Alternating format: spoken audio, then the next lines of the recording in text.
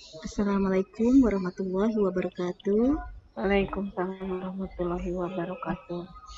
Alhamdulillah, hari ini kita dapat berkumpul kembali bersama-sama mempelajari kalam ilahi yang temanya adalah memahami Maulid Nabi Muhammad SAW. Semoga kita dapat pencerahan atas intisari dari Maulid Nabi Muhammad SAW. Kami persilahkan Ustadz Ali Agus. Baik, a'udzubillahi minasyaitonirrajim. Bismillahirrahmanirrahim. Assalamualaikum warahmatullahi wabarakatuh. Waalaikumsalam warahmatullahi wabarakatuh. Rabbi a'udzubika min hamajatis sayatin wa a'udzubika rabbi ayahdurun. Asyhadu an la ilaha illallah wa asyhadu anna Muhammad Rasulullah. Allahumma sholli ala Muhammad wa ala ali Muhammad ya karim. Alhamdulillah, alhamdulillahirabbil alamin. Ya syakirin, hamdan naimin. Hamda yuwafi ni'amah wa yukafi majidah. Ya Rabbana lakal hamdu kama yang karim mu'adzimi sultan. Rabbi sahli sodri wa yasirli amri wahdul hudatan bilisani yafqahu qawli. Rabbi jidni ilman warzuqni fahman. Puji syukur hanya milik Allah. Salawat serta salam semoga tetap tercurah kepada para nabi, khususnya baginda Rasulullah Muhammad Sallallahu Alaihi Wasallam, dan kita semua selaku pengikutnya sampai akhir. Kabar yang dimuliakan Allah, alhamdulillah hari ini kita masih diberikan oleh Allah nikmat yang banyak. Hari ini kita masih diberi kesempatan untuk berproses meningkatkan keimanan dan ketakwaan kita kepada Allah. Dan insya Allah hari ini kita akan syukuri pendengaran, penglihatan, hati dan akal pikiran, mulut, tangan dan kaki kita, yang mana hari ini insya Allah akan dipakai ya untuk membaca, mempelajari, memahami ayat-ayat Allah sehingga bisa mempraktekannya dalam kehidupan sehari kita sesuai kesanggupan dan kemampuannya masing-masing. Dan alhamdulillah hari ini tema kita tadi yaitu memahami ya Maulid Nabi Muhammad Sallallahu Alaihi Wasallam. Jadi kita di sini akan belajar ya bahwa Maulid Nabi ya setiap tahun sering kita peringati, sering kita rayakan.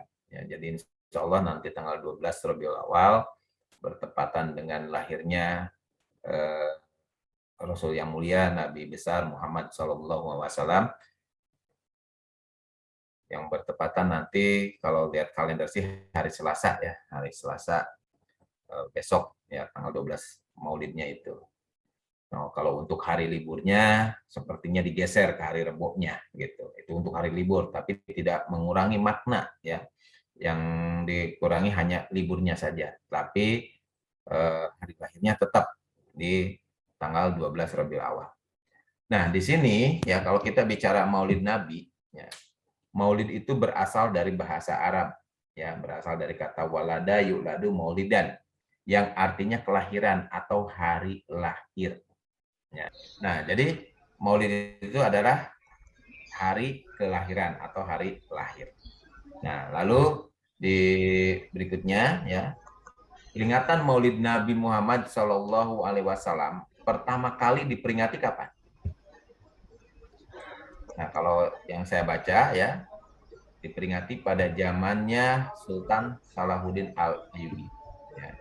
Saat itu pada abad 11 Masehi di Mesir, dan ada juga yang berpendapat lain ya bahwasanya peringatan Maulid Nabi itu pertama kali diperingati di zamannya Raja Irbil di Irak ya, yang bernama Muzaffaruddin Al-Kaukabi. Apa tujuan dari memperingati Maulid Nabi? Ya, tujuannya untuk menyemangati umat Islam supaya mencontoh perilaku Nabi Muhammad yang sebagai utusan Allah ya. Nah, jadi tujuan Maulid Nabi itu untuk apa, Bu? Mencontoh perilaku Nabi Muhammad ya sebagai utusan Allah, bukan perilaku Nabi Muhammad sebagai orang Arab ya. Nah, bukan, atau bukan perilaku Nabi Muhammad sebagai orang yang selalu berbudaya Arab, bukan, tapi sebagai utusan Allah. Namanya utusan Allah berarti berlaku untuk seluruh ya umat manusia yang ada di dunia ini. Intinya seperti itu. Nah, jadi di sini tujuan memperingati Maulid Nabi adalah untuk menyemangati umat Muslim supaya mencontoh perilaku Nabi Muhammad SAW sebagai utusan Allah. Nah, lalu ya dalam sebuah hadis ya kita baca dulu ya beberapa hadis ini. Ya. Dalam sebuah hadis yang diriwayatkan dari Bukhari dan Muslim, bahwasanya Nabi Muhammad SAW bersabda, tidak seorang pun di antara kamu akan beriman sampai ia mencintaiku lebih dari ia mencintai anak-anaknya, orang tuanya, dan semua orang. Gitu. Nah, lalu juga hadis berikutnya juga nggak jauh beda. Nabi Muhammad SAW bersabda, tak seorang pun di antara kamu akan beriman sampai ia mencintaiku lebih dari ia mencintai dirinya sendiri. Seperti itu. Nah, lalu di hadis yang lain juga dikatakan ya dari sahabat Nabi sendiri, Abu Bakar As-Siddiq berkata, barang siapa yang memberikan infak 1 dirham untuk memperingati kelahiran Nabi, maka akan menjadi temanku di surga. Nah, itu ada juga hadis yang seperti itu. Dan juga dari sahabat Umar bin Khattab berkata, barang siapa yang memuliakan atau memperingati kelahiran Nabi Muhammad SAW, berarti ia telah menghidupkan Islam. Lalu di hadis yang lain, pendapat dari sahabat Ali bin Abi Thalib berkata, barang siapa yang memuliakan atau memperingati kelahiran Nabi, apabila pergi meninggalkan dunia, maka dia pergi dengan membawa iman. Nah, itu menurut sahabat-sahabat Nabi dari mulai Abu Bakar, Umar, dan Ali. Lalu dari pendapat yang lain, ya, ada orang yang mengatakan bahwa kalau memperingati Maulid Nabi itu adalah bid'ah. Ya, jadi banyak ya sekarang kelompok atau golongan tertentu yang membid'ahkan dengan adanya perayaan Maulid Nabi seperti itu. Ya, kenapa dia bisa mengatakan bid'ah? Karena mereka pun berpedoman juga kepada hadis. Nah, ini ada beberapa hadis yang membid'ahkan Maulid Nabi. Salah satunya di sini. Rasulullah SAW bersabda, waspadalah kalian dari perkara-perkara baru dalam agama, karena sesungguhnya semua bid'ah itu adalah sesat. Nah, makanya dalam memperingati Maulid Nabi akhirnya banyak ya sesuatu yang baru yang dilaksanakan, yang dikerjakan. Gitu. Lalu dari Ibnu Rajab rahimahullah mengatakan yang dimaksud dengan bid'ah adalah setiap perbuatan yang diada-adakan dalam agama yang tidak ada dalil yang menunjukkan disyariatkannya perbuatan tersebut. Ya, nah itu dari kitab Jami'ul Ulum wal Hikam. Ya. Nah, jadi dari pendapat ini ya, jadi ada pro kontra, ada yang membolehkan, ada yang membid'ahkan. Masing-masing punya pedoman, masing-masing punya patokan hadis-hadisnya seperti itu. Nah, makanya di sini kita dalam memahami Maulid Nabi, pakailah pemikiran yang cerdas, pakailah pemikiran yang istilahnya tidak dipenuhi rasa iri, dengki, benci. Gitu. Kenapa? Karena kalau pemikiran kita sudah tertanam rasa iri, dengki, benci akibat perbedaan tadi, ya, sehingga apapun yang kita lihat, yang kita dengar, yang kita rasakan pasti akan membuat kita banyak istilahnya menyalahkan atau kecewa dan sebagainya gitu. Nah, makanya di sini kita harus berpikiran yang jernih ya supaya apa? Di saat kita memahami Maulid Nabi ya ada pendapat seperti ini. Jadi Rasulullah SAW bersabda, barang siapa yang memulai merintis dalam Islam sebuah perkara baik, maka ia akan mendapatkan pahala dari perbuatan baiknya tersebut. Dan ia juga mendapatkan pahala dari orang-orang yang mengikutinya setelahnya, tanpa berkurang pahala mereka sedikit pun. Hadis riwayat Muslim. Nah, dari hadis ini berarti kita harus netral. Netralnya gimana? Ya, tadi itu karena di satu sisi ada yang selalu mengatakan Maulid itu bid'ah, di sisi lain juga ada orang yang memuliakan atau melaksanakan peringatan Maulid Nabi. Lalu kita mau pro yang mana? Ya kita berpikir selagi itu ada perbuatan-perbuatan baik, ya Ingat, selagi itu ada perbuatan-perbuatan baik. Nah, ingat ya pendapat hadis Muslim ini. Barang siapa yang memulai merintis dalam Islam sebuah perkara baik, maka ia akan mendapatkan pahala dari perbuatan baiknya tersebut. Gitu. Jadi kita kesampingkan dulu perbedaan antara bid'ah dan tidak bid'ahnya. Tapi kita ambil pelajaran bahwa yang kita kerjakan, ya, memperingati Maulid Nabi ini tujuannya untuk apa? Berbuat kebaikan, memberi contoh hal-hal yang baik. Itu silahkan. Kata Allahnya seperti itu. Ya. Nah, lalu di hadis yang lain pendapat seorang ulama besar ya yang bernama Asy-Syaikh Al-Hafidz Al-Suyuti menerangkan bahwa mengadakan peringatan Maulid Nabi Muhammad SAW dengan cara mengumpulkan banyak orang dan dibacakan ayat-ayat Al-Quran dan diterangkan, diuraikan sejarah kehidupan dan perjuangan Nabi sejak kelahiran hingga wafatnya dan diadakan pula sedekah berupa makanan dan hidangan lainnya adalah merupakan perbuatan bid'ah hasanah. Apa itu bid'ah hasanah? Bid'ah yang baik, gitu. Dan akan mendapatkan pahala bagi orang yang mengadakannya dan menghadirinya. Sebab terdapat rincian beberapa ibadah sebagai wujud kegembiraan, kecintaan, atau mahabbah kepada Rasulullah. Nah, jadi pendapat ulama ini ya, walaupun peringatan Maulid Nabi itu adalah bid'ah, tapi termasuk bid'ah yang hasanah, bid'ah yang baik. Kenapa? Karena di dalamnya ya itu diceritakan tentang kisah Nabi. Di dalamnya dibacakan ayat-ayat Al-Quran untuk dipahami. Di dalamnya ada perbuatan baik, bersedekah, memberi makanan, dan sebagainya kepada orang lain. Nah, itu merupakan bid'ah yang hasanah atau bid'ah yang baik. Jadi silakan ya. Jadi jangan sampai kita fanatik yang akhirnya membuat kita pusing sendiri, yang akhirnya kita membuat statement yang akhirnya kita banyak dikucilkan orang lain karena perbedaan. Tapi kalau kita di sini menjadi orang yang bijak, maka kita silakan mau mengikuti ataupun tidak, yang penting kita bisa memberi contoh dalam hal kebaikan ya. Jadi jangan sampai perbedaan tadi menimbulkan perselisihan ataupun permusuhan. Intinya seperti itu. Kalau kita nggak setuju dengan adanya Maulid Nabi, ya kita nggak usah berkoar-koar mengatakan A, B, C, D.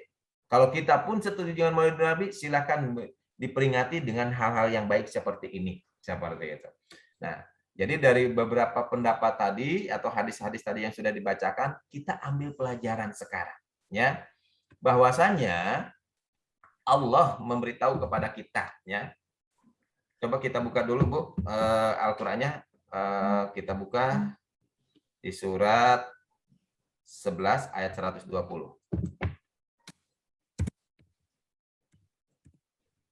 Silakan.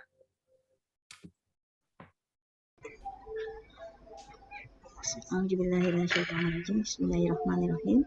Dan semua kisah dari Rasul-Rasul kami ceritakan kepadamu, ialah kisah-kisah yang dengannya kami teguhkan hatimu.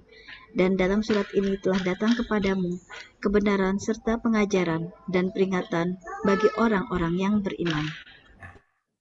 Dan semua kisah dari Rasul-Rasul kami ceritakan kepadamu. Ya, ialah kisah-kisah yang dengannya kami teguhkan hatimu. Dan dalam surat ini telah datang kepadamu kebenaran serta pengajaran dan peringatan bagi orang-orang yang beriman. Maksudnya apa? Jadi menurut ayat ini, ya Allah memberitahu kepada kita bahwasannya di dalam Al-Quran itu banyak diceritakan kisah para nabi, para rasul. Tujuannya untuk apa? Untuk meneguhkan keyakinan kita, ya, untuk memberikan kepada kita pengajaran, ya, dan untuk memperkuat keimanan kita, gitu. Nah, dari kisah-kisah para nabi dan para rasul tadi, ya, kita bisa ambil pelajaran. Nah, makanya di saat kita memperingati Maulid Nabi, ya, makanya sering sekali, ya, para penceramah atau para guru-guru kita, ya, di saat memperingati Maulid Nabi selalu menceritakan kisah, ya, dari mulai lahirnya Rasul yang mulia Muhammad sampai dengan wafatnya. Nah, apa yang kita dapat dari kisah tersebut? Ya, jadi jangan sampai kita pada saat peringatan Maulid Nabi kita hanya mendengarkan cerita-cerita tanpa mengambil pelajaran.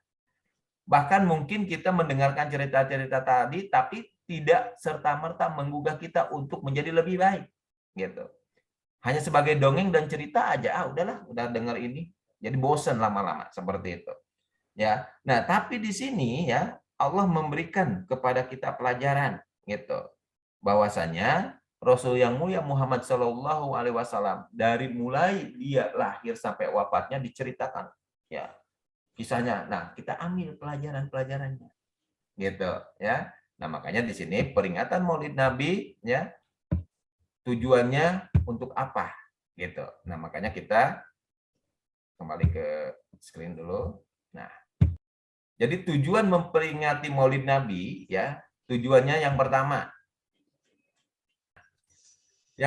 tujuan memperingati Maulid Nabi adalah meneguhkan kembali kecintaan kita kepada Rasulullah. Gitu.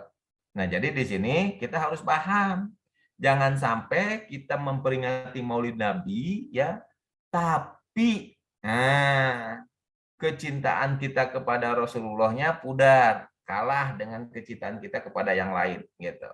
Nah, jadi bagi seorang muslim, kecintaan kepada Rasulullah Muhammad SAW adalah sebuah keniscayaan sebagai konsekuensi dari keimanan. Gitu. Jadi kecintaan kepada utusan Allah ini harus berada di atas segalanya. Melebihi kecintaan kepada anak dan istri, kecintaan terhadap harta, kedudukan, bahkan kecintaan terhadap dirinya sendiri. Sebagaimana tadi hadis ya Bukhari Muslim tadi. Seperti itu. Nah, jadi tujuan memperingati Maulid Nabi adalah meneguhkan kembali kecintaan kita kepada Rasulullah. Ya. Nah, makanya di sini kita buka surat 33 ayat 40. Muhammad itu sekali-kali bukanlah bapak dari seorang laki-laki di antara kamu, tetapi dia adalah Rasulullah dan penutup nabi-nabi, dan adalah Allah Maha mengetahui segala sesuatu. Nah, itu. Jadi Muhammad itu sekali-kali bukanlah bapak dari seorang laki-laki di antara kamu, tetapi ia adalah Rasulullah, penutup para nabi. Ya.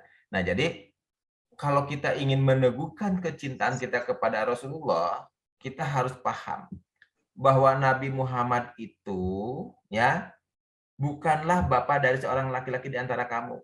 Maksudnya apa? Jadi Nabi Muhammad itu bukan hanya milik salah satu kelompok golongan tertentu. Ya, tetapi Nabi Muhammad itu adalah utusan Allah atau yang disebut Rasulullah.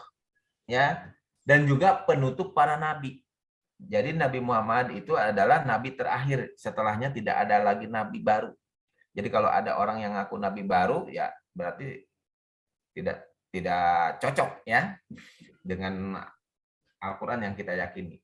Nah, bahwasanya Nabi Muhammad adalah penutup para nabi ya, dan juga beliau adalah utusan Allah. Jadi Nabi Muhammad itu bukan milik kelompok tertentu, bukan milik kelompok golongan tertentu, tapi adalah milik seluruh umat manusia yang yakin kepada beliau.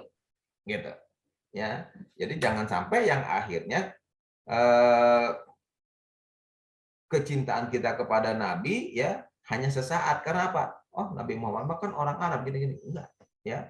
Tapi Nabi Muhammad adalah utusan Allah yang diutus oleh Allah untuk semua umat manusia. Intinya seperti itu. Nah, makanya di sini mari kita tanamkan kecintaan kita kepada Rasul yang mulia Muhammad ya dengan kecintaan yang positif. Dalam artian apa? Jangan sampai kita mencintai Nabi yang akhirnya kebablasan ya.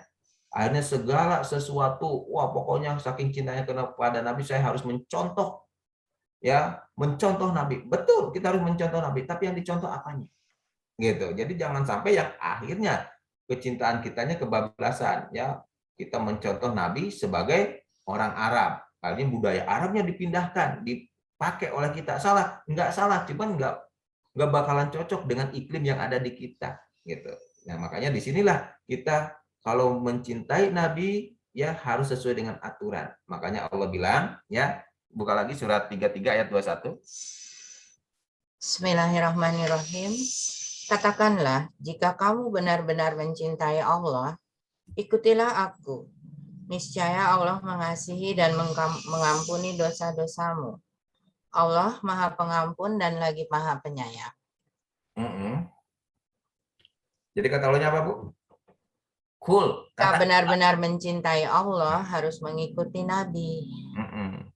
Jadi kata Allah, kul in kuntum yuhibbunallah fattabi'uh. Ya, jadi jika kamu benar-benar mencintai Allah, ikuti aku. Gitu. Jadi yang harus diikuti apa?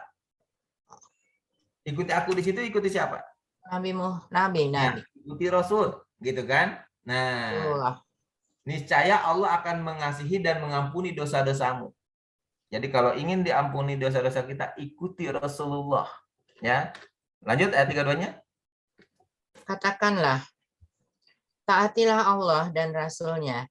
Jika kamu berpaling, maka sesungguhnya Allah tidak menyukai orang-orang kafir. Nah, itu.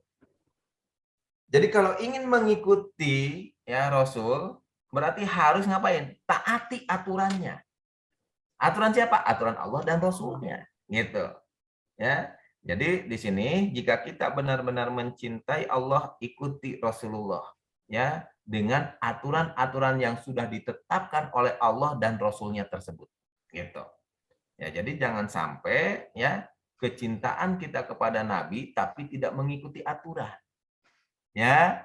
Nah, hanya mengikuti nafsu sesaat, hanya mengikuti keinginan tertentu. Ya, nah makanya tujuan untuk memperingati Maulid Nabi itu kita harus bisa meneguhkan kecintaan kita kepada Rasulullah dengan cara mengikuti ya semua aturan-aturan Allah dan juga aturan-aturan Rasulnya tadi. Gitu. Nah, jadi kalau kita ingin mengikuti aturan Allah dan Rasulnya, ya berarti kita harus mengikuti apa? Aturan Allah. Aturan Allah ada di mana? Di Al-Quran. Di Quran. Aturan Rasul? Di Al-Quran juga. Nah, kalau yang Ibu bilang betul di Al-Quran juga. Tapi ada pendapat lain. Aturan Rasul juga sesuai dengan hadis dan sunnahnya. Seperti itu. Nah, cuman untuk mengikuti aturan Rasulullah, ya kita harus kembali dulu kepada ajaran Allah dulu. Ya. Jadi kita pahami dulu Alkitab Al-Qur'annya supaya kita nanti bisa memahami juga aturan-aturan Allah dan juga aturan Rasulullah. Kenapa? Karena Rasulullah Muhammad SAW dia selalu mengikuti ya, mengikuti apa? Mengikuti aturan Allah gitu. Ya, makanya kalau kita ingin mengikuti Rasulullah berarti kita harus mencontoh ya. Nah, sok buka surat 69 ayat 40 sampai 48. 69 ayat 40 sampai 48 ya Pak Ustadz. ya. Bismillahirrahmanirrahim. Sesungguhnya Al-Quran itu adalah benar-benar wahyu Allah yang diturunkan kepada Rasul yang mulia. Nah, jadi Quran wahyu siapa? Allah. Wahyu dari Allah yang diturunkan kepada Rasul yang mulia Nabi Muhammad ya. Lanjut. Dan Al-Quran itu bukanlah perkataan seorang penyair. Sedikit sekali kamu beriman kepadanya. Jadi Quran itu bukan syair. Jadi Nabi Muhammad nggak mengajarkan syair ya. Nggak mengajarkan syair nih Nabi Muhammad ini. Jadi perkataannya itu adalah wahyu. Jadi wahyu itu bukan syair. Makanya yang yakin sama Quran banyak apa sedikit? Sedikit sekali kamu beriman kepadanya. Ya, jadi yang beriman, yang yakin kepada Al-Quran itu sedikit, tapi yang ngaku beriman kepada Al-Quran banyak, gitu ya. Lanjut, 42-nya. Dan bukan pula perkataan tukang tenung. Sedikit sekali kamu mengambil pelajaran darinya. Nah, dan Quran juga bukan perkataan tukang tenung. Tahu tukang tenung? Nujum. Nah, tukang tenung tuh ya tadi tuh paranormal. Yang orang-orang yang sedikit di atas normal lah gitu ya. Jadi Quran itu bukan perkataan mereka. Makanya sedikit sekali kamu mengambil pelajaran. Jadi yang mau mengambil pelajaran dari Quran banyak apa sedikit? Sedikit. Sedikit. Nah, lalu diingatkan, lanjut 43-nya. Ia adalah wahyu yang diturunkan dari Tuhan semesta alam. Nah, jadi Quran ini diturunkan dari Tuhan semesta alam. Wahyu itu apa? Kalamullah, ya. Lanjut. Seandainya dia Muhammad mengadakan sebagian perkataan atas nama kami, niscaya benar-benar kami pegang dia pada tangan kanannya. Nah, 4445.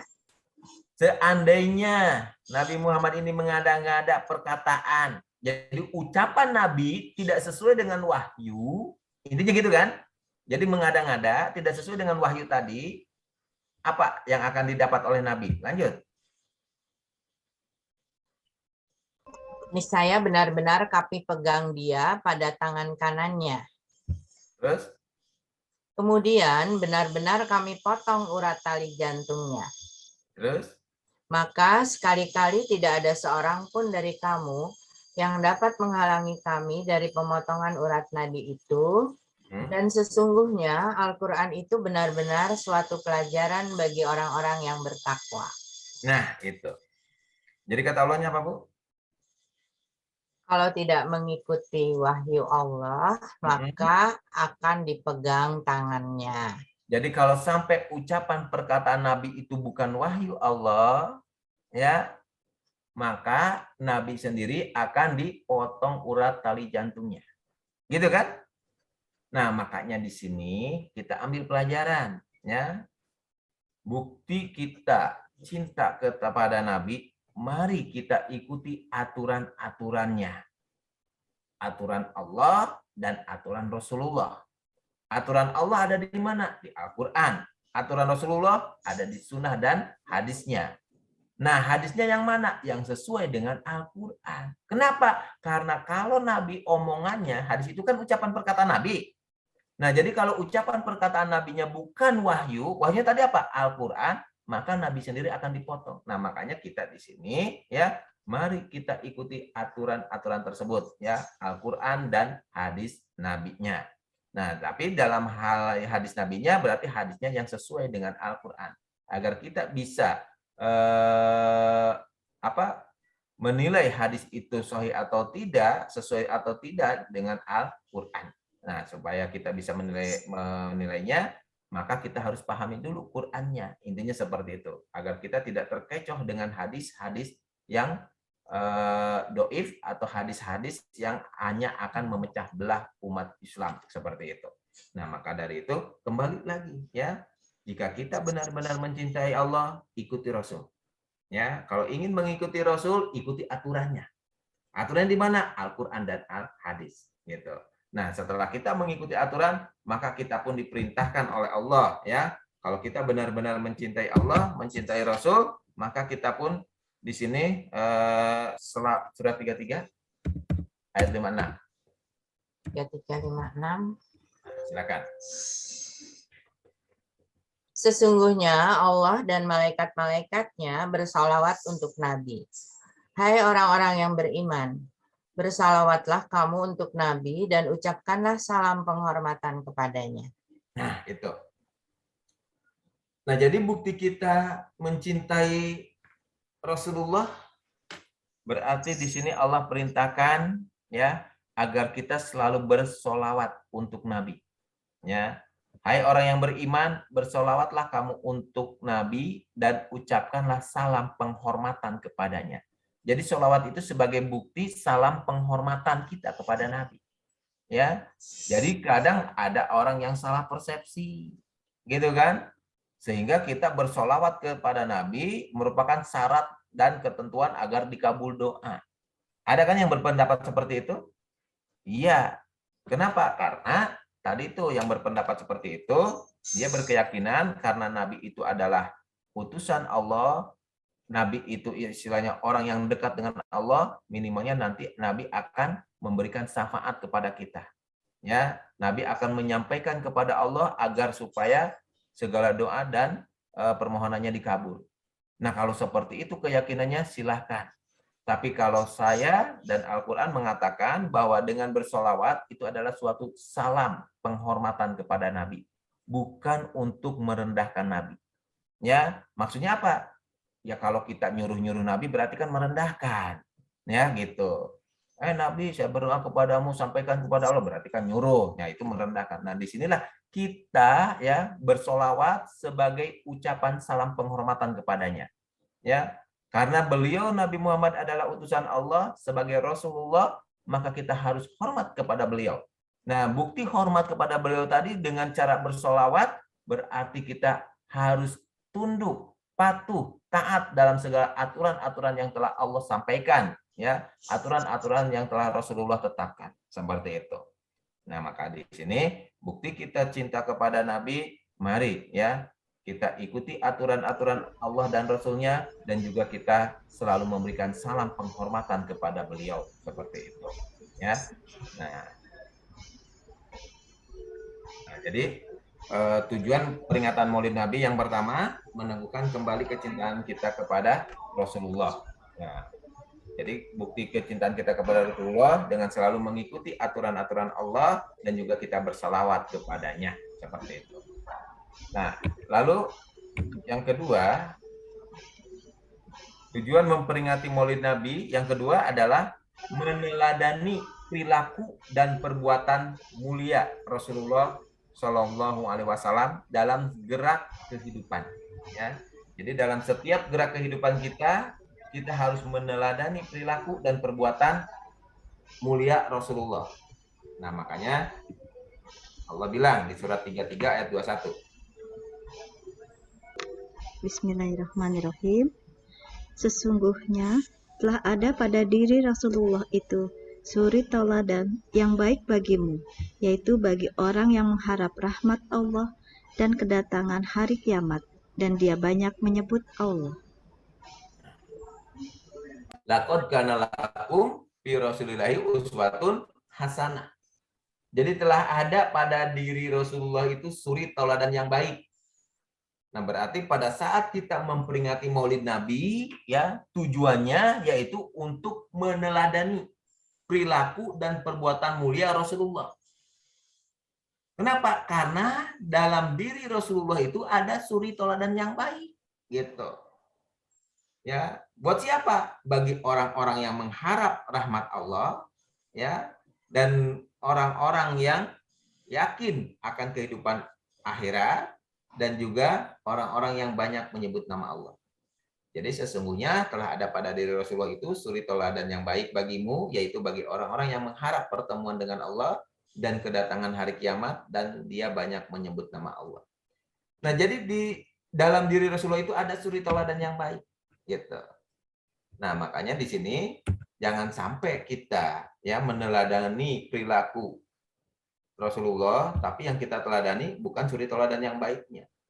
Justru yang kita ikuti hanya sebatas budayanya, gitu. Nah, kalau ngikutin budaya ya pasti akan berbeda dengan yang ada di kita, seperti itu. Nah, makanya di sini ya suri tauladan yang baik yang patut kita contoh dari sosok Rasulullah Muhammad Sallallahu Alaihi Wasallam, yang pertama adalah kejujurannya.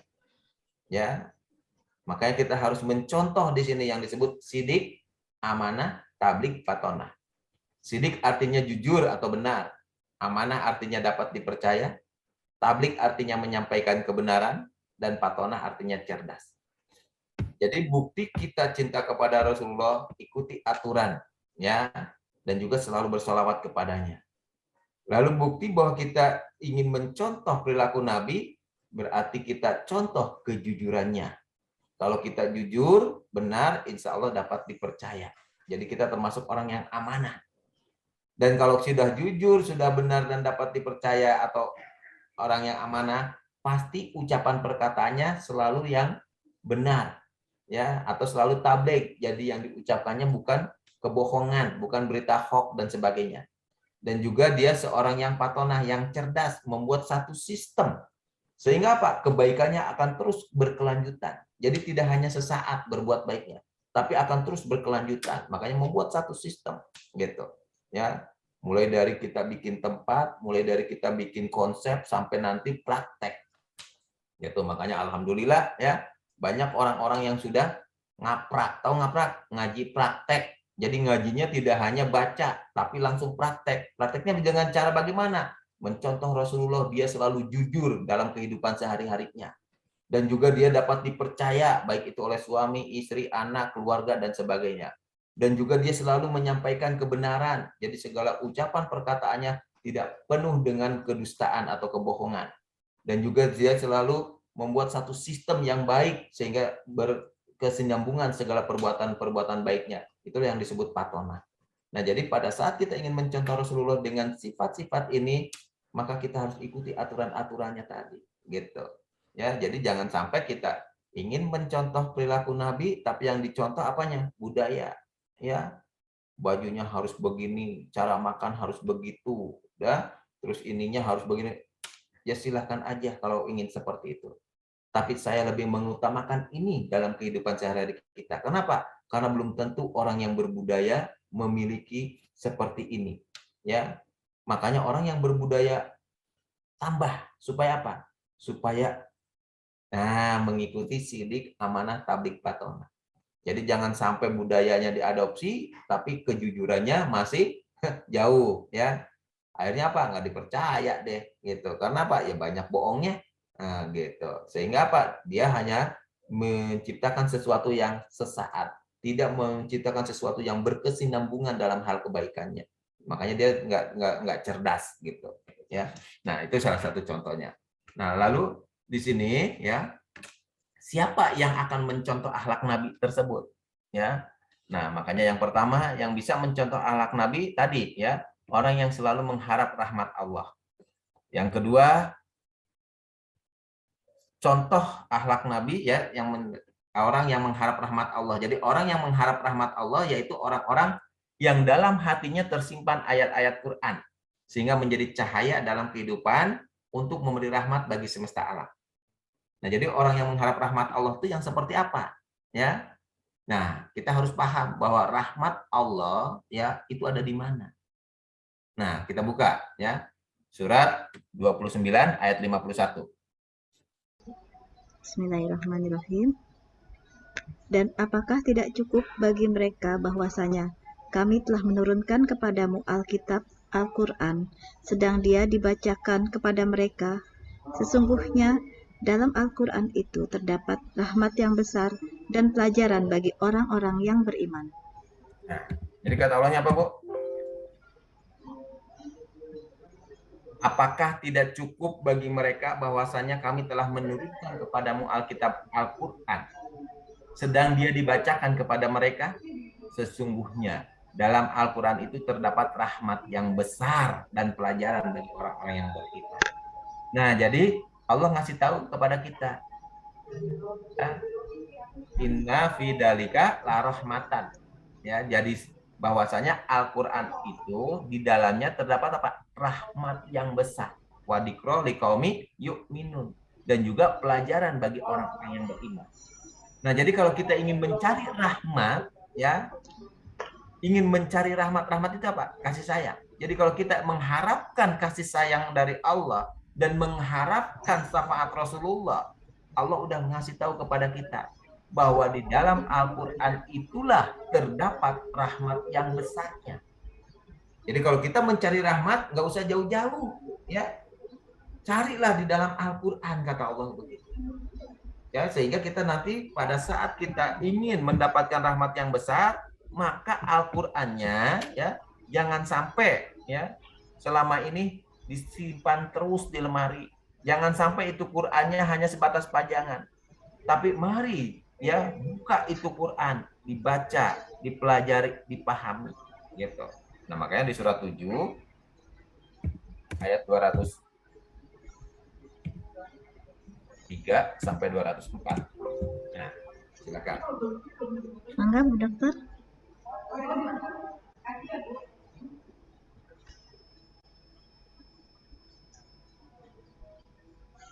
Bismillahirrahmanirrahim. Dan apabila kamu tidak membawa suatu ayat Al-Quran kepada mereka, mereka berkata, mengapa tidak kamu buat sendiri ayat itu? Katakanlah, sesungguhnya aku hanya mengikut apa yang diwahyukan dari Tuhanku kepadamu. Al-Quran ini adalah bukti-bukti yang nyata dari Tuhanmu, petunjuk dan rahmat bagi orang-orang yang beriman. Nah, itu. Lanjut, ayat 204-nya. Dan apabila dibacakan Al-Quran, maka dengarkanlah baik-baik, dan perhatikanlah dengan tenang, agar kamu mendapat rahmat. Nah, itu. Nah, jadi siapa yang dapat mencontoh akhlak Nabi? Yang pertama adalah orang yang mengharap rahmat Allah. Ya. Tadi orang yang mengharap rahmat Allah yaitu orang yang dalam hatinya tersimpan ayat-ayat Allah. Ya. Sehingga Al-Quran akan menjadi cahaya dalam kehidupan untuk memberikan rahmat bagi semesta alam. Nah, makanya tadi sudah dibaca bahwa rahmat Allah ya ada di mana? Rahmat yang besar itu ada di dalam Al-Quran, seperti itu. Nah, jadi kalau rahmat Allah ada di dalam Al-Quran, makanya Al-Qurannya harus diapain? Apabila dibacakan Quran, dengarkan baik-baik. Perhatikan dengan tenang agar kamu mendapat rahmat. Ya, tadi yang terakhir surat 7 ayat 204. Gitu kan?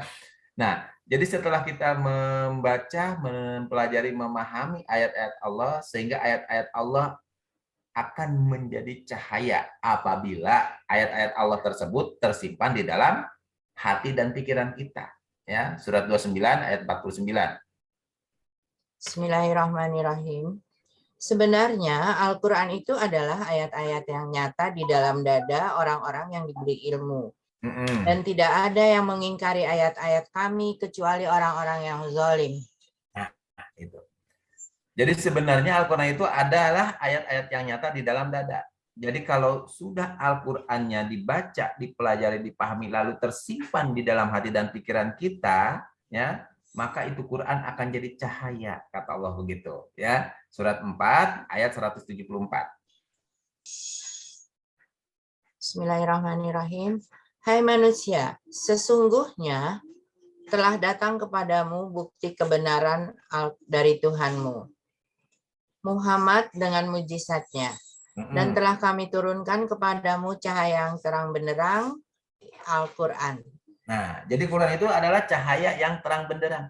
Kalau Qurannya sudah tersimpan di dalam hati. Nah, makanya yang bisa mencontoh akhlak Nabi, ya, yang pertama adalah orang yang mengharap rahmat Allah. Siapa orang yang mengharap rahmat Allah tadi? Ya, orang yang dalam dirinya ya tersimpan ayat-ayat Al-Quran, sehingga Al-Qurannya akan jadi cahaya dalam kehidupannya, gitu. Nah, makanya kalau kita ingin mengharap rahmat Allah, cari tahu rahmat yang besar itu adanya di mana? Di Al-Quran. Sehingga Qurannya selalu dibaca, dipelajari, dipahami. Nah, kalau sudah dibaca, dipelajari, dipahami, akan tersimpan di hati dan pikiran. Ya, sehingga itu Quran akan menjadi cahaya dalam kehidupan kita. Ya, seperti itu. Nah, jadi jangan sampai kita ingin mencontoh akhlak Nabi, tapi Quran nggak pernah dibaca, nggak pernah dipelajari, nggak pernah dipahami. Akhirnya apa? Dalam perilaku kehidupan sehari-harinya seolah-olah sudah yang paling benar aja. Udah merasa diri yang paling baik terus. Gitu, ya. Sementara ayat Al-Qur'annya masih jauh di mana-mana. Nah, makanya mulai dari sekarang mari kita menjadi orang yang selalu mencontoh akhlak Nabi, ya. Dengan cara bagaimana? Dengan cara selalu membaca, mempelajari, memahami Al-Qur'an. Sehingga kita termasuk orang-orang yang mengharap rahmat Allah, yang mana di dalam hati dan pikiran kita terdapat rahmat yang besar, yaitu Alkitab Al-Quran. Sehingga Qurannya akan jadi cahaya dalam kehidupan kita. Nah, kalau Quran sudah menjadi cahaya dalam kehidupan kita, sudah pasti kita akan menjadi orang pilihan Allah yang memiliki tugasnya apa? Surat 21 ayat 107. Surat 21 ayat 107. Bismillahirrahmanirrahim. Dan tiadalah kami mengutus kamu, melainkan untuk menjadi rahmat bagi semesta alam. Nah, jadi kalau rahmat yang besar tadi tersimpan di hati dan pikiran kita, sudah otomatis ya kita akan menjadi manusia yang selalu memberi rahmat bagi semesta alam ini. Jadi jangan ngaku sekarang kita mencontoh akhlak Nabi kalau kita belum bisa merahmati semesta alam ini. Ya, apalagi kalau kita selama ini hanya bisanya mengolok-olok, mencela, ya, mencari-cari kesalahan orang, ya, lalu berselisih, bermusuhan. Berarti bukan itu yang dicontoh dari akhlak Nabi, ya. Berarti selama ini kita mencontoh akhlaknya siapa kalau seperti itu. Nah, makanya agar kita bisa mencontoh akhlak Nabi, mari ya kita menjadi orang yang selalu mengharap rahmat Allah. Kenapa? Karena dengan rahmatnya lah kita bisa merahmati semesta alam ini. Rahmatnya di mana? Allah udah bilang, rahmat yang besar ada di Al-Quran. Maka Qurannya harus kita baca, pelajari, dipahami, simpan dalam hati dan pikiran kita, sehingga bisa mempraktekkan dalam kehidupan sehari-hari. Itulah cahaya Allah yang disebut dalam Al-Quran tadi, yaitu Alkitab Al-Quran akan menjadi cahaya kalau sudah bisa merahmati semesta alam. Seperti itu. Ya. Nah, lalu yang berikutnya, ya, supaya Al-Quran ini menjadi rahmat, maka Al-Qurannya harus disimpan di dalam dada atau hati kita atau sudur kita sehingga bisa menjadi cahaya yang dapat merahmati bagi semesta alam.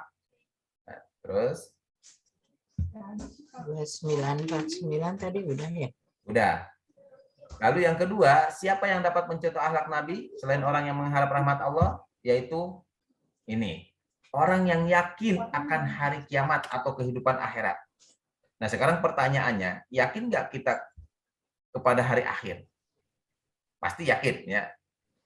Nah, makanya di sini Allah bilang, surat 6 ayat 92. Silakan dibuka surat 6 ayat 92. Bismillahirrahmanirrahim. Dan ini Al-Quran adalah kitab yang telah kami turunkan yang diberkahi, membenarkan kitab-kitab yang diturunkan sebelumnya, dan agar kamu memberi peringatan kepada penduduk Ummul Qura, Mekah, dan orang-orang yang di luar lingkungannya. Orang-orang yang beriman kepada adanya kehidupan akhirat tentu beriman kepadanya Al-Quran, dan mereka selalu memelihara sholatnya. Nah, itu. Jadi kata Allah apa? Walladzina yu'minuna bil akhirati kitab-kitab sebelumnya. Jadi orang-orang yang yakin kepada kehidupan akhirat pasti dia akan yakin kepada Al-Qur'an. Gitu. Nah, jadi orang yang yakin kepada kehidupan akhirat yaitu orang-orang yang beriman kepada Al-Qur'an dan selalu memelihara sembahyang dan selalu membaca Al-Qur'an dengan bacaan yang sebenarnya dan selalu menafkahkan hartanya di jalan Allah. Seperti itu. Nah, jadi di sini siapa ya orang yang dapat mencontoh akhlak Nabi? Yang pertama tadi orang yang mengharap rahmat Allah. Yang kedua adalah orang yang yakin kepada kehidupan akhirat. Nah, sekarang apa buktinya kita yakin kepada kehidupan akhirat? Ya, berarti kita harus menjadi orang-orang yang yakin kepada Al-Quran, lalu selalu mendirikan sholat, dan selalu menafkahkan sebagian hartanya di jalan Allah. Nah, makanya Allah bilang, ya, bukti bahwa kita yakin kepada Al-Quran, buktinya apa? Nah, sekarang kita yakin nggak sama Al-Quran? Yakin. Nah, buktinya kita yakin sama Al-Quran apa? Jadi jangan sampai kita selama ini ingin mencontoh akhlak Nabi, tapi kita nggak yakin akan kehidupan akhirat. Nah, sementara Allah bilang, orang yang yakin kehidupan akhirat, dia yakin kepada Al-Quran. Nah, sekarang pertanyaannya, bukti kita yakin sama Qurannya apa? Bukti kita yakin sama Quran apa? Surat 2 ayat 121. Silakan dibuka. Surat 2 ayat 121. Bismillahirrahmanirrahim. Hai manusia, sembahlah Tuhanmu yang telah menciptakanmu dan orang-orang yang sebelummu agar kamu bertakwa. Nah, jadi kata Allahnya apa? Surat 2 ayat 121, bukan surat 2 ayat 21, Bu. 121. Bismillahirrahmanirrahim. Orang-orang yang telah kami berikan Alkitab kepadanya, mereka membacanya dengan bacaan yang sebenarnya, mereka itu beriman kepadanya. Dan barang siapa yang ingkar kepadanya, maka mereka itulah orang-orang yang rugi. Nah, itu. Alladzina atanahumul kitab yatlunahul haqqa tilawatihi. Jadi orang-orang yang yakin kepada Al-Qur'an, dia selalu membaca itu Quran dengan bacaan yang sebenarnya. Gitu. Jadi jangan sampai kita yakin sama Quran tapi Qurannya nggak dibaca. Qurannya nggak dipelajari, Qurannya nggak dipahami. Jadi agar kita bisa membaca dengan sebenarnya berarti Qurannya harus kita baca, pelajari, pahami. Baru itu kita membaca Al-Qur'an dengan sebenarnya. Kalau cuma membaca doang, nggak memahami, nggak mempelajari, ya sama saja. Ya, suatu saat kita akan termasuk orang yang rugi. Kenapa? Karena di saat kita membaca Al-Quran, berarti kita sedang membaca petunjuk Allah. Sayangnya petunjuk itu tidak kita pahami. Sehingga kita tidak bisa melaksanakan sesuai dengan petunjuk tadi. Yang akhirnya kita termasuk orang yang rugi. Seperti itu.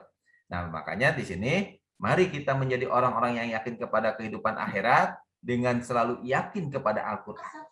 Jadi kita yakin kepada Al-Quran, mari selalu kita baca, pelajari, pahami Al-Qurannya. Seperti itu. Nah, sehingga nanti dalam kehidupan sehari-hari kita bisa menjaga ya agar kita tidak termasuk orang-orang yang rugi. Surat 35 ayat 29.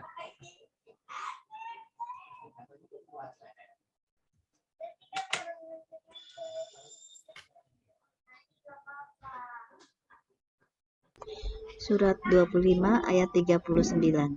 Surat 35 3529 Fatir ayat Oh, 29. punten. Fatir.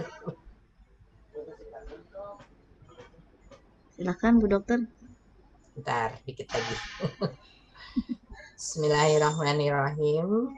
Sesungguhnya orang-orang yang selalu membaca kitab Allah dan mendirikan sholat dan menafkahkan sebagian dari rezeki yang kami anugerahkan kepada mereka dengan diam-diam dan terang-terangan, mereka itu tidak mengharapkan perniagaan yang tidak merugi.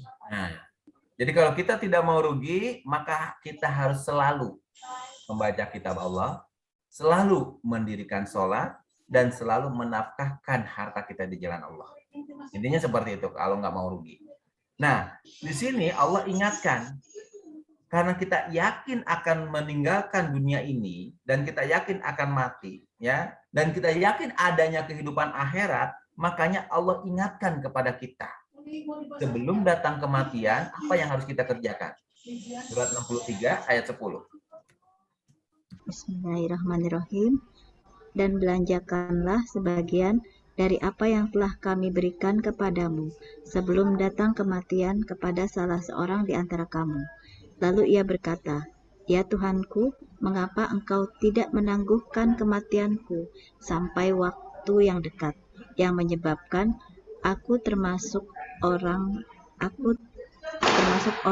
yang soleh, yang menyebabkan aku dapat bersedekah dan aku termasuk orang-orang yang soleh." Nah, itu. Jadi kata Allahnya apa, Bu, di situ? Sebelum datang kematian menimpa salah seorang di antara kamu, Allah perintahkan supaya apa? Nafkahkanlah hartamu di jalan Allah. Jadi sebelum datang kematian suruh ngapain? Suruh bersedekah. Belanja, suruh sedekah, gitu. Nah, makanya disinilah kita, ya, kalau kita yakin akan dengan kehidupan akhirat dan kita yakin bahwa kita akan mati, maka kita harus selalu, ya, ngapain? Membaca, mempelajari, memahami Quran. Selalu ngapain? Memelihara sembahyang, melaksanakannya, ya, dan selalu ngapain? Menafkahkan hartanya di jalan Allah, gitu. Nah, makanya kalau kita ingin mencontoh akhlak Nabi, ya, mari kita menjadi orang yang selalu, ya, yang yakin kepada kehidupan akhirat, ya, selalu baca Quran, selalu sholat, dan selalu bersedekah, seperti itu. Ya, sehingga kita termasuk di situ, termasuk orang-orang yang mencontoh akhlak Nabi. Apalagi surat 69 ayat 30 sampai 36. 9, 30, 36. Surat 69 ayat 30 sampai 36. Bismillahirrahmanirrahim. Allah berfirman, peganglah dia lalu belenggulah tangannya ke lehernya. Kemudian masukkanlah dia ke dalam api neraka yang menyala-nyala. Kemudian belitlah dia dengan rantai yang panjangnya 70 hasta. Sesungguhnya dia dahulu tidak beriman kepada Allah yang Maha Besar. Dan juga dia tidak mendorong orang lain untuk memberi makan orang miskin. Maka tiada seorang pun teman pun baginya pada hari ini di sini, dan tiada pula makanan sedikit pun baginya kecuali darah dan nanah. Nah, jadi jangan sampai kita nanti nyesel seperti itu, ya. Makanya dari sekarang, mari kita contoh akhlak Nabi dengan menjadi orang-orang yang yakin kepada kehidupan akhirat. Bukti kita yakin kepada kehidupan akhirat, kita selalu membaca, mempelajari, memahami Quran. Selalu mendirikan sholat, dan selalu menafkahkan sebagian harta kita di jalan Allah.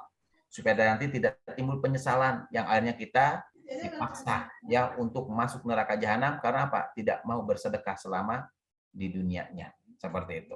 Nah, itulah contoh orang yang bisa mencontoh akhlak Nabi. Nah, jadi siapa saja yang dapat mencontoh akhlak Nabi? Ya, yang ketiga, orang-orang yang selalu banyak mengingat Allah. Mengharap rahmat Allah. Nah, jadi yang pertama, ya, contoh apa orang yang bisa mencontoh akhlak Nabi, yang pertama apa tadi? Mengharap rahmat Allah. Yang kedua? Yang yakin akan kehidupan akhirat. Nah, ini yang ketiga. Orang yang banyak menyebut nama Allah. Ya. Nah, makanya di sini bukti kita ingat Allah berarti kita ingat perintah dan larangannya. Nah, perintah dan larangan Allah semuanya ada di Al-Qur'an. Gitu ya. Contohnya sholat, zakat, sedekah, puasa, haji, berbuat baik dan sebagainya. Nah, jadi orang yang selalu menyebut nama Allah atau mengingat Allah ya, di sini ada beberapa cara kita untuk mengingat Allah. Yang pertama ya surat 20 ayat 14.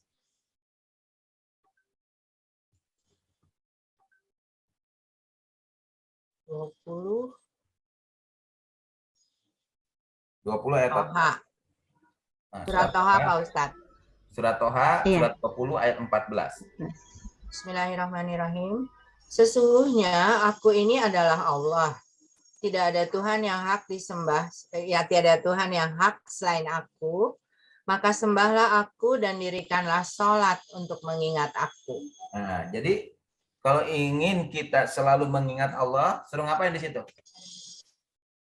Sembahlah Allah dan dirikanlah sholat. Nah, jadi sholat merupakan salah satu cara agar kita selalu ingat Allah. Ya, makanya innani anallah la ilaha illa ana fa'budni wa aqimis sholata li dzikri. Bahwa sholat itu adalah sarana kita untuk mengingat Allah. Nah, selesai sholat kita pun tetap harus ingat Allah. Makanya kita selalu diperintahkan selesai sholat ngapain supaya ingat Allah? Zikir. Ya, surat 33 ayat 41. Bismillahirrahmanirrahim. Hai orang-orang yang beriman, berzikirlah dengan menyebut nama Allah, zikir yang sebanyak-banyaknya. Jadi setelah sholat kita harus zikir sebanyak-banyaknya. Ya.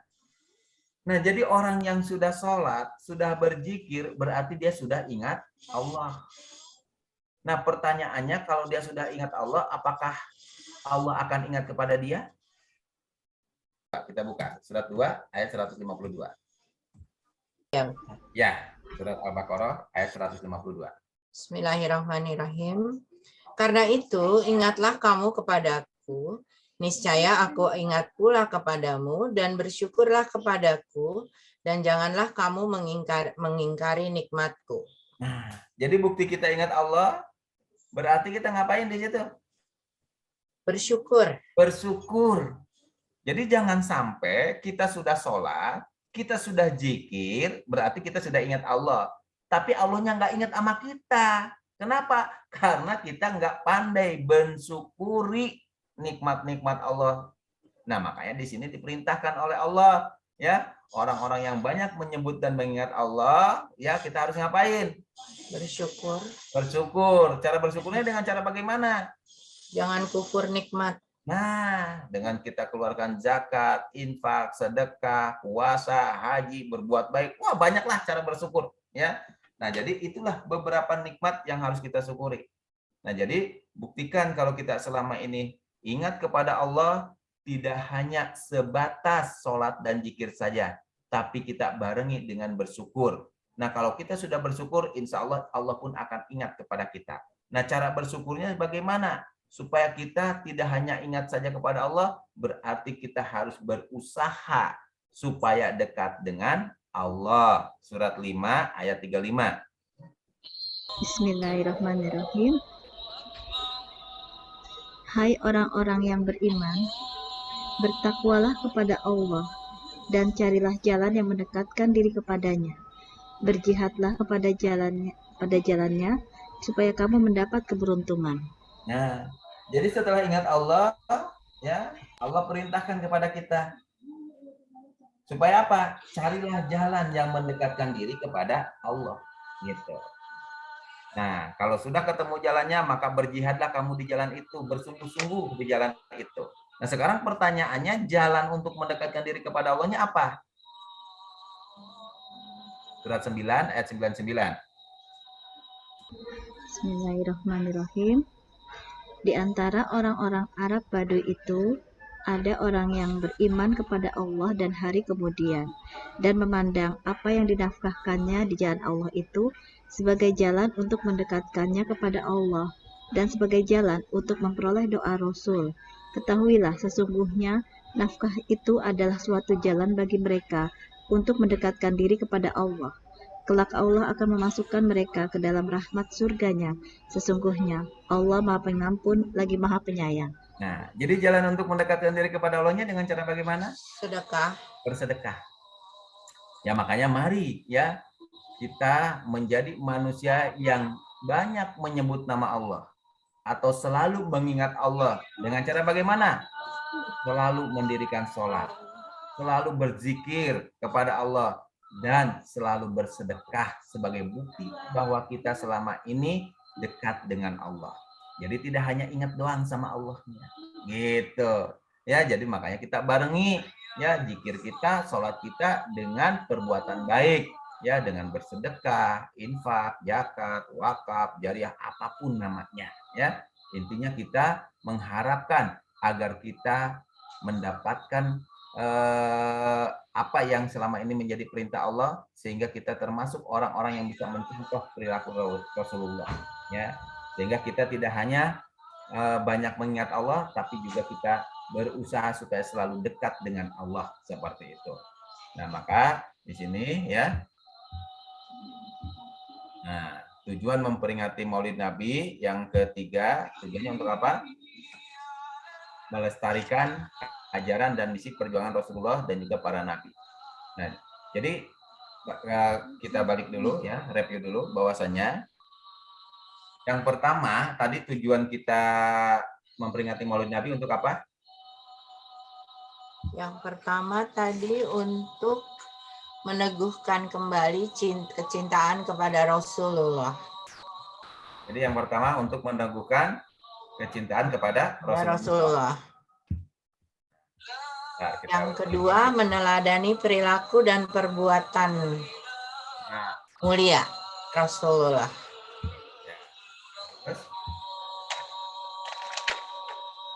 Nah, jadi yang pertama meneguhkan kembali kecintaan kepada Rasulullah.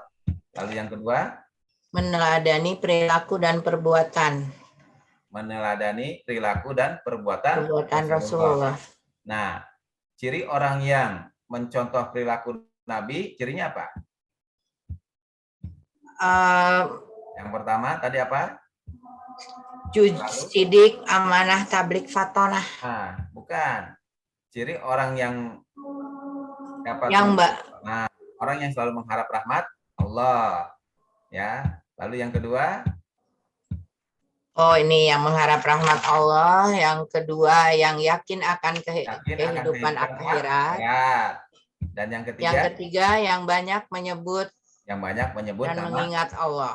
Allah atau selalu mengingat Allah, gitu ya. Jadi itulah orang yang mencontoh akhlak Nabi.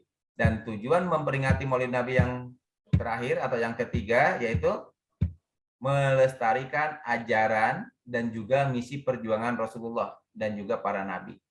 Jadi sesaat sebelum nafas terakhir Rasulullah berpesan kepada umatnya, ya, bahwasanya beliau bersabda, aku tinggalkan pada kalian dua perkara, ya, yang kalian tidak akan sesat dengannya, yaitu kitabullah dan sunnah Nabi, ya, hadis riwayat Malik.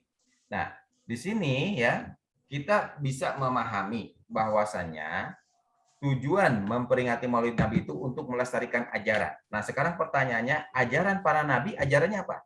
Lalu misi perjuangannya apa? Ya, kita harus paham. Jadi jangan sampai ya kita ingin melestarikan ajaran Nabi tapi kita nggak tahu ajarannya apa. Dan kita ingin memperjuangkan apa misi Rasulullah tapi kita nggak tahu apa yang diperjuangkan. Seperti itu ya. Nah, makanya di sini ajaran dan misi perjuangan para nabi dan para rasul sampai sekarang masih terus berlanjut ya. Apa ajarannya? Nah, ajarannya adalah beriman dan bertakwa kepada Allah. Ya, sebagaimana tercantum di dalam Al-Qur'an, ya. Lalu misinya apa? Misinya adalah menjadikan manusia tetap menyembah Allah atau tidak musyrik, ya, seperti itu. Nah, itulah ajaran dan misi perjuangan para nabi, ya. Jadi di sini kita harus paham bahwa ajaran para nabi adalah beriman dan bertakwa, misinya adalah menjadikan manusia tetap menyembah Allah atau tidak musyrik. Intinya seperti itu. Nah, karena waktu juga sudah memasuki waktu duhur, ya. Jadi kita bisa ambil kesimpulan bahwasanya di sini ajaran para nabi dan para rasul, ya, sebagaimana dalam kitab Taurat, ya, dalam kitab Injil dan dalam kitab Al-Qur'an, itu ajarannya adalah beriman dan bertakwa kepada Allah. Dan misi para nabi dan para rasul, ya, dalam Al-Qur'an dijelaskan bahwa misinya supaya manusia tidak berbuat kemusyrikan dan juga supaya manusia tidak berselisih. Nah, ini ayat-ayatnya, ya. Bahwasanya di sini, ya, di Al-Qur'an sendiri Allah telah menerangkan semua itu kepada kita, ya. Nah, sampai sini ada yang ditanyakan? Jadi silakan ayat-ayatnya, kalau dibahas nanti waktunya takut ngaret lagi, panjang lagi. Jadi silakan ditulis aja, ya. Babak kedua aja. Nah, jadi ajaran para nabi dan para rasul, ya. Contoh di dalam Taurat, Injil dan Al-Qur'an, ya. Di dalam Taurat itu surat 10 ayat 84, di dalam Injil surat 5 ayat 112, dan Al-Qur'an sendiri itu di surat 40 ayat 66 dan surat Al-Imran ayat 102. Jadi intinya ajaran para nabi dan para rasul itu apa? Iman dan takwa. Lalu misinya para nabi dan para rasul itu di surat 39 ayat 65, ya, mengajak manusia agar tidak mempersekutukan Allah, ya, atau tidak berbuat musyrik. Dan di surat Al-Baqarah ayat 213 mengajak manusia agar mengikuti petunjuk Allah supaya tidak selalu berselisih, bermusuhan. Nah, itulah misinya para nabi dan rasul. Jadi visi misi ini yang harus kita, ya, utamakan dalam kehidupan sehari-hari kita. Jadi bukti bahwa kita memahami, ya, Maulid Nabi bukan hanya sebatas peringatan dengan euforia, bukan hanya sebatas benar salah bid'ah ataupun tidak bid'ah, tapi di sini kita memahami Maulid Nabi dengan kita kembali untuk memahami visi misi para nabi dan para rasul, agar kita bisa menjadi penerus ajaran para nabi dan para rasul, dan agar kita bisa terus-menerus membawa misi para nabi dan para rasul. Apa ajarannya? Mengajak manusia agar menjadi manusia yang beriman dan bertakwa kepada Allah, dan misinya agar kita bisa menyelesaikan perselisihan, ya, dalam artian supaya manusia tidak selalu berselisih, ya, kembali kepada petunjuknya agar tidak berselisih, kembali kepada petunjuknya agar tidak berbuat kemusyrikan, seperti itu. Ya, jadi itu yang bisa disampaikan, kurang lebihnya mohon maaf lahir batin, yang betul dari Allah sesuai dengan kalamnya. Silakan dibaca, dipelajari di rumah masing-masing. Opini ucapan saya yang tidak ada hubungannya dengan Al-Qur'an, tolong abaikan saja. Akhirul kalam, billahi taufiq wal hidayah. Wassalamualaikum warahmatullahi wabarakatuh. Waalaikumsalam.